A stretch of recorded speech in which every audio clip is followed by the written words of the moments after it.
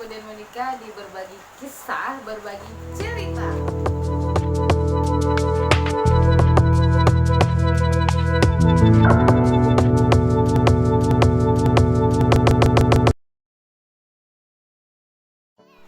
Oke guys, di video kali ini aku akan menjelaskan. Kemarin kita udah bahas ya, low vision dan retinopati itu apa kaitannya, apa penyebabnya, kendalanya seperti apa. Terus di situ ada aku menjelaskan tentang prosesnya seperti apa. Itu kan prosedurnya seperti apa. Jadi di sini just your information, sekali lagi menegaskan dengan kalian, ini hanya berbagi kisah, berbagi cerita dari sudut pandang aku sebagai penderita, dari sudut pandang seorang pasien yang menderita retinopati yang berupa statusnya dari normal menjadi disabilitas, bukan dari sudut pandang orang yang mempelajari atau orang yang ahli di bidang mata atau penglihatan, khususnya dokter atau para tenaga medis lainnya. Jadi di sini hanya berbagi cerita, berbagi kisah tentang hidup aku, cerita aku tentang perjalanan hidup aku dari normal menjadi disabilitas, guys. Nah, kemarin kita udah tuh cerita yang agak serem-serem ya. Pas ini aku pengen sharing dengan kalian itu bagaimana aku maintenance, menjaga agar saraf mata aku bisa tetap baik dan berfungsi dengan, alhamdulillah bisa dikatakan seperti itulah. Alhamdulillah masih bisa berfungsi dengan baik gitu loh, guys. Nah, jadi singkat ceritanya, setelah menjalani pasca operasi yang cukup panjang, cukup rumit, cukup berliku-liku, cukup memakan waktu dari tahun ke tahun, dari tahun pertama sampai adanya di tahun ke berapa ya sekarang ya, menjelang 7 tahun. Dan besok, kebetulan besok tanggal 23 Juni 2022 aku menjalani operasi yang ke 17. Nah, Sweet 17 ya. Nah, jadi mohon doanya juga buat teman-teman agar besok operasinya lancar, tidak terkendala apa-apa, dan hasilnya bisa sembuh dan pulih kembali, guys. Nah, oke guys, balik lagi ke tema kita. Yang pengen aku sharing ke kalian adalah asupan makanan apa aja sih yang bisa untuk menjaga saraf mata kita. Dan ini bukan hanya berlaku untuk yang udah menderita ya, tetapi buat kalian yang masih sehat, masih fit.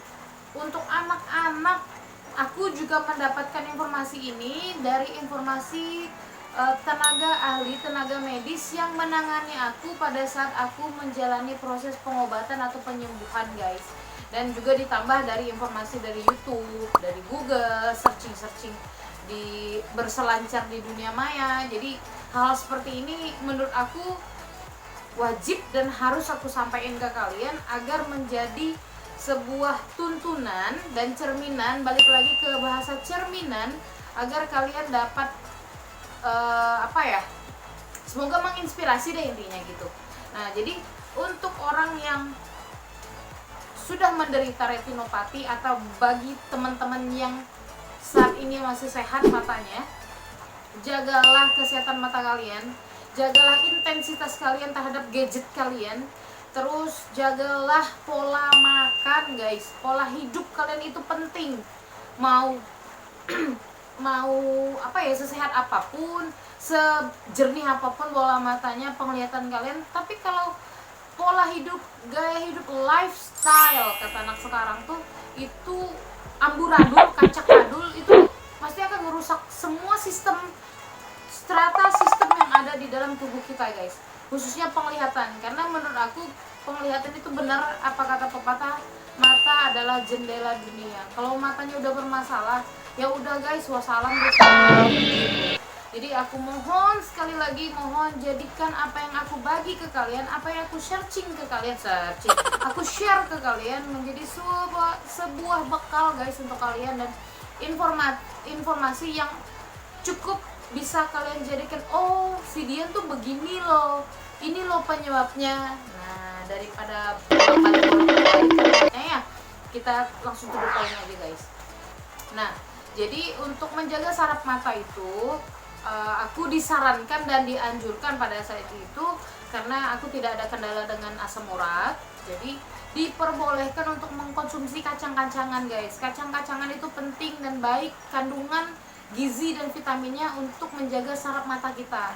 Nah, buat ibu-ibu yang punya anak kecil nih, yang udah di usia 3-4 tahun, yang udah bisa makan lah, udah nggak MPASI lagi gitu, ya udah bisa konsumsi nasi, boleh dibagi atau dikasih konsumsi kacang ijo, jangan dikasih santan. Kalau dikasih santan mah sama aja jadi kolak ya.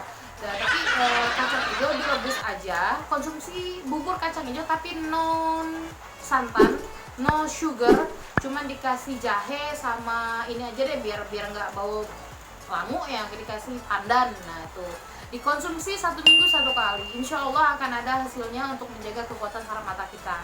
Dan kedua, konsumsi sayur-sayur yang berwarna hijau. Nah kayak brokoli, sawi, ya makanan-makanan yang sayur-sayur yang bermanfaat, yang berwarna hijau, yang zat klorofilnya lebih tinggi daripada sayur-sayur yang lainnya. Itu. Terus kalau untuk kalau proteinnya gimana? Nah kalau proteinnya kita boleh beralih ke protein hewani guys. Protein hewaninya misalnya gini, konsumsi daging unggas seperti daging bebek. Nah karena aku menerapkannya pada saat aku pasca operasi, seminggu setelah pasca operasi aku disarankan untuk banyak mengkonsumsi daging unggas, khususnya bebek. Jadi terserah mau diapain aja, mau disemur, mau direndang, mau digoreng, mau diapain, yang penting jangan dibakar ya, no smoke dulu deh, jangan dibakar dulu ya. Jadi aman-aman aja. Kalau mau digoreng, pakailah minyak goreng yang jernih lah gitu, yang baru sekali pakai, jangan yang udah 10 kali udah kayak oli itu dipakai lagi, sama aja bohong ya kan, bukannya sembuh tapi malah menimbulkan penyakit yang lain. Oh no. Itu. Terus buat ibu-ibu anak-anaknya yang tidak suka atau tidak doyan dengan sayur, banyak kok, bisa searching di Google, lihat-lihat resep-resep menu di YouTube tuh, kreasikan aja biar anak-anak ini tetap konsumsi sayur ya Bu. Karena bukan hanya untuk pencernaan, tapi makanan-makanan itu memang benar adanya penting untuk menjaga asupan saraf dan kekuatan saraf mata khususnya. Kenapa aku di sini membahasnya tentang saraf mata? Karena aku adalah penderita diabetes yang dampaknya ke penglihatan guys, dan juga ada penyakit-penyakit lain. Nah kayak punya penyakit banyak aja benar guys. Aku bukan hanya sebagai disabilitas, tapi aku juga survival untuk teman-teman perempuan yang hidup dengan tumor. Aku adalah perempuan yang hidup dan berjuang tanpa rahim guys, karena rahim aku udah dibuang 3-4 tahun yang lalu karena aku menderita tumor rahim. Itu hanya sekilas intermezzonya aja, nanti kita bahas di video lain ya. Nah balik lagi tentang bagaimana dan apa aja yang harus kita konsumsi ketika kita harus menjaga saraf mata kita. Intinya begini Bu, Bang, Kak, Om, Tante, Adek, semuanya deh, buat kalian yang matanya udah minus, kebanyakan nih dengernya, duh matanya udah minus nih, minus 1, minus 0,7 tuh biasanya gitu pemula-pemula tuh. Karena kita kan periksanya ke optik ya, bukan ke dokter mata ya. Kemarin juga aku udah negasin, kalau terjadi apa-apa sama penglihatan kalian, ingat ke dokter dulu, jangan langsung ke optik. Optik mah tenaga-tenaga yang para ahli yang ada di optik, yes mereka memang perawat mata, tapi mereka bukan orang yang mempelajari ada apa sih dengan saraf mata kita, kenapa mata kita bisa buram, kenapa mata kita bisa selindris, kenapa mata kita bisa plus. Nah jangan salah, mata muda juga bisa plus guys. Jadi bukan hanya minusnya doang atau selindrisnya doang, enggak. Itu banyak asumsi-asumsi seperti itu yang kita dapatkan ketika kita berkomunikasi, berdiskusi, menerima apa yang dokter sampaikan ke kita. Intinya si Dian channelnya cuma bahasnya ke dokter mulu. Teman-teman yang harus aku tegasin di sini, aku adalah korban dari kesalahpahaman ini.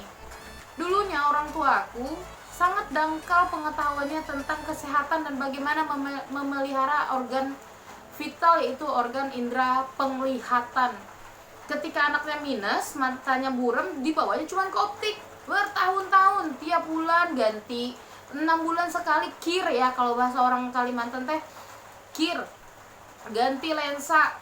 Tapi nggak tahu apa penyebabnya matanya semakin memburam. Ternyata setelah 26 tahun, ternyata saraf mata aku bermasalah dari sejak aku lahir, guys. Nah, jadi berkacalah kalian dari kasus ini, kejadian ini, jadi kalian tidak mengalaminya. Karena yang aku alamin itu berat, dan kasihan kalau bahasanya aku bukan mengatakan bahwa mental aku kuat, enggak, bukan berarti aku nih hebat, enggak, tapi prosesnya itu bukan nggak mengalami up and down-nya, ngalamin, tapi gimana untuk berjuangnya itu yang pengen disampaikan. Dan kalau adalah istilah lebih baik mencegah daripada mengobati, ya itulah guys yang dipakai. Jangan sampai mengobati dulu baru mencegah, kebalik bos ya, jangan kayak aku gitu, jangan. Nah, jadi ketika saraf matanya udah minus, udah bermasalah, matanya udah ngeblur gitu tuh, udah nggak fokus, kalau kalian periksanya ke optik terus disaranin gini, dengar tetangga nih, Pak Odah bilang, udah tong makan ini aja, makan wortel, ada vitamin A nya, entah bisa sehat, bisa sembuh. Bullshit. Aku sendiri bisa mengatakan itu bullshit, itu nonsense.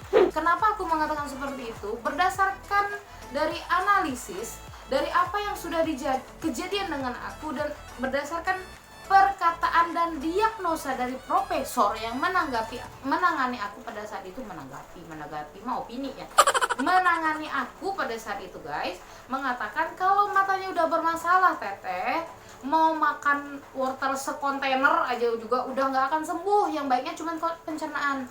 Masuk akal kan? Karena segala sesuatu yang rusak kita kasih, misalnya luka nih, di sini nih luka, kamu kasihnya plester, dia nggak nyembuhin, cuman ngenutup. Tapi buat nyembuhin apa? Dikasihlah obat, nggak bisa sebut merek ya, balik lagi nggak bisa nyebut merek, ntar aku dikenain hak cipta atau bayar royalti, tahu. Nah, jadi intinya seperti itu. Jadi jangan ketika matanya udah bermasalah datangnya ke optik, salah. Aku pribadi bisa menegaskan itu salah, datangnya lah ke dokter. Nah, itu salah satu poin utamanya sebelum kita mengkonsumsi makanan. Nah, mengkonsumsi makanan apabila mata kamu sudah bermasalah. Tapi kalau mata kamu masih belum bermasalah, konsumsilah makanan-makanan yang tadi aku sebutin, seperti sayur-sayur yang tinggi klorofil, terus kacang-kacangan, daging unggas, protein-protein yang sehat. Terus hindari kegiatan-kegiatan yang bersifat benturan, guys. Kayak ditonjok, kayak karate, silat boleh silakan, taekwondo sok aja mangga, tapi tolong perhatikan area kepala ya guys ya. Buat ibu-ibu juga yang punya baby, usahakan Bu dijaga anaknya jangan sampai ada jatuh kepala dulu cetak. Hari ini cuman adanya di sini benjolan Bu, biru, biasanya cuman itu. Biasa, memar, biasa, namanya juga anak bagor ya kan, anak nakal. Enggak Bu, itu akan berefek nantinya ke saraf matanya. Akan terjadi pembekuan, penyumbatan aliran darah ke mata. Nah, lu baru tahu kan, lu baru tahu, udah kejadian baru tahu. Nah, di sini gratis informasinya, aku sharing semuanya apa yang aku ketahui dari sudut pandang seorang pasien.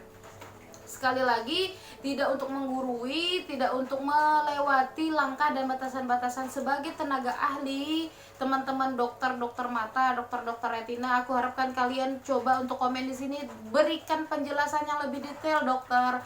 Kami juga butuh informasi ya kan teman-teman. Nah, jadi singkat ceritanya begitu. Makanan yang harus dikonsumsi itu apa? Tadi yang aku sebutin, makanan yang tinggi kalori. Tinggi kalori mah buat orang yang gedein badan ya. Maksudnya tinggi klorofil, protein, kacang-kacangan yang sehat lah dulu. Terus olahraga jangan lupa. Dan gaya dan pola hidup. Gaya dan pola hidup ini adalah hal yang sangat signifikan, korelasinya sangat erat dengan apa yang terjadi dengan hidup kita hari ini. Apa yang kita konsumsi hari ini nggak akan ada efeknya hari ini juga, paling sakit perut itu yang ada efeknya hari ini. Tapi kalau untuk organ tubuh kita, efeknya 3-4 tahun ke depan, bahkan 10 tahun ke depan baru kita ngerasain efeknya. Nah, dulu aku adalah sangat penikmat minuman bersoda dan yang botol-botolan dan kemas-kemasan itu. Ditambah itu makanya aku menjadi seorang diabetes di usia muda, di usia dini itu terus menyerang dengan cepatnya organ lunak di dalam tubuh aku. Oke guys, itu adalah penegasan makanan apa yang harus kita lakukan, tindakan-tindakan apa yang harus kita lakukan ketika kita terjadi kendala penglihatan dengan mata kita.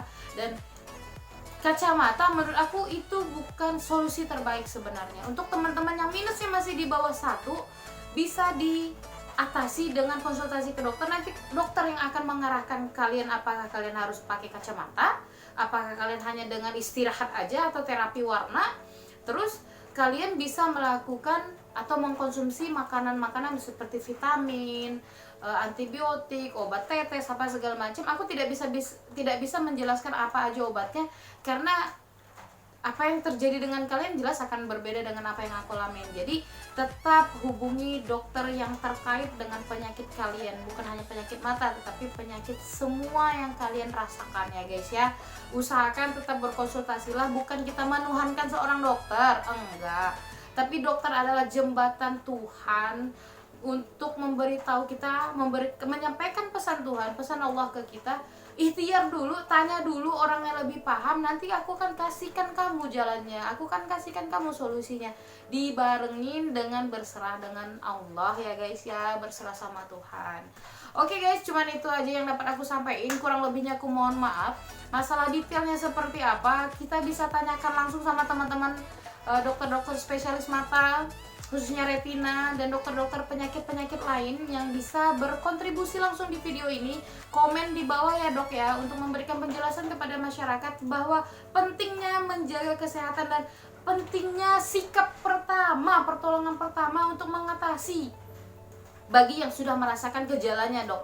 Tetapi kalau bagi teman-teman yang masih belum, yang ngerasa santai aja lah, masih sehat, masih begini begitu, jadi setidaknya aku sudah warning kalian tadi, jagalah kesehatan konsumsi kalian, kesehatan asupan makanan ke dalam tubuh kalian, jaga pola hidup kalian, jaga pola tidur kalian, dan jagalah intensitas kalian terhadap gadget guys, karena sinar radioaktif, radiasi dari blue, apa tuh namanya, sinar biru, nah udah pakai bahasa kita aja dah, sinar biru dari layar handphone dapat menciutkan pupil dan retina mata kalian guys.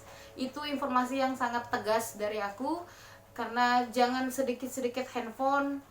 Kalian bisa searching berapa lama sih harusnya intensitas kita terhadap gadget. Kalau nggak main HP mah nggak seru, gabut nih main HP terus. Ya mau gimana lagi ya, kalau untuk menjaga kesehatan mata itu yang penting. Kalau ngikutin tren ya akan keseret, kalau ngikutin maunya kita ya kita akan ke bawah arus. Intinya seperti itu. Oke guys, terima kasih, thank you for watching. Jangan lupa subscribe, like, dan komen video ini, serta share ke teman-teman kalian agar video ini dapat lebih besar channelnya dan dapat lebih membangun kalian. Dalam arti kita berbagi kisah, berbagi cerita bersama Dian Monica. Dan terima kasih. Jangan lupa pencet tombolnya ya, pencet loncengnya ya. Oke guys, terima kasih. Assalamualaikum warahmatullahi wabarakatuh dan sampai jumpa.